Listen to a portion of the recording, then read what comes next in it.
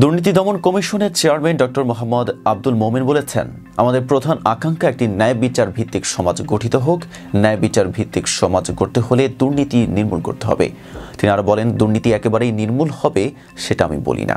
দুর্নীতি অতীত ছিল, ভবিষ্যতে থাকবে, হয়তো দুর্নীতি আমরা অনেকটাই কমিয়ে নিয়ে আসতে পারবো। দুর্নীতি বিরোধী সামাজিক সচেতনতা বৃদ্ধি এবং দুর্নীতি প্রতিরোধের লক্ষ্যে দুর্নীতি দমন কমিশন আয়োজিত গণশুনানিতে কুমিল্লায় জেলার শিল্পকলা একাডেমি মিলনায়তনে এসব কথা বলেন তিনি। আজকে যে 5ই আগস্ট ঘটলো কিংবা বিভিন্ন সময় যে আন্দোলন হচ্ছে, এগুলোর মূল কারণটা কি? মূল কারণ হচ্ছে সমাজে এক ধরনের অবিচার আমরা লালন করি এবং আমরা যত ধরনের অবিচার হাত দিই না কিন্তু প্রত্যেকটা অবিচারের পেছনের যে সিড, যে বীজ, সেটা হচ্ছে দুর্নীতি। তাহলে আমাদের সমাজের আমাদের প্রধান আকাঙ্ক্ষা কি? যে একটা ন্যায় বিচার ভিত্তিক সমাজ গঠিত হবে এবং ন্যায় বিচার ভিত্তিক সমাজ যদি গঠিত হতে হয় তাহলে সেক্ষেত্রে সবার আগে দুর্নীতি একেবারে নির্মূল হবে সেটা আমি এখনো মনে করি না। দুর্নীতি সেই পুরনো আমলেও ছিল, হয়তো ভবিষ্যতেও থাকবে, কিন্তু দুর্নীতি আমরা অনেকটাই কমিয়ে নিয়ে আসতে পারবো।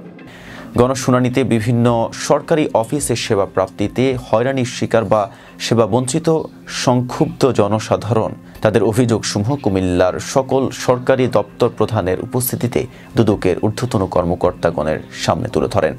একই সাথে সেবা বঞ্চিত জনসাধারণের উত্থাপিত অভিযোগের বিষয়ে দুদক কর্তৃক তাৎক্ষণিক সিদ্ধান্ত গ্রহণ করা হয়।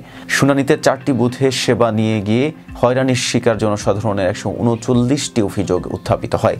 সরকারি পরিষেবা প্রাপ্তি নিশ্চিতকরণ এবং সরকারি কর্মকর্তাদের মাঝে সততা, নিষ্ঠা, জবাবদিহিতা ও মূল্যবোধ বৃদ্ধি করার মাধ্যমে দেশ থেকে দুর্নীতি নির্মূল করাই উক্ত গণশুনানির মূল অভিপ্রায় বলছে দুদক।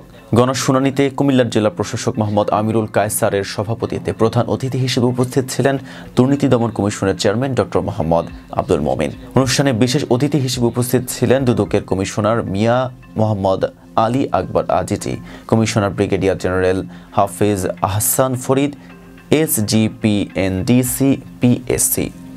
তখন সাথে ছিলাম মেহেদি হাসান। ফেজা পিপলের সাথে থাকার জন্য ধন্যবাদ।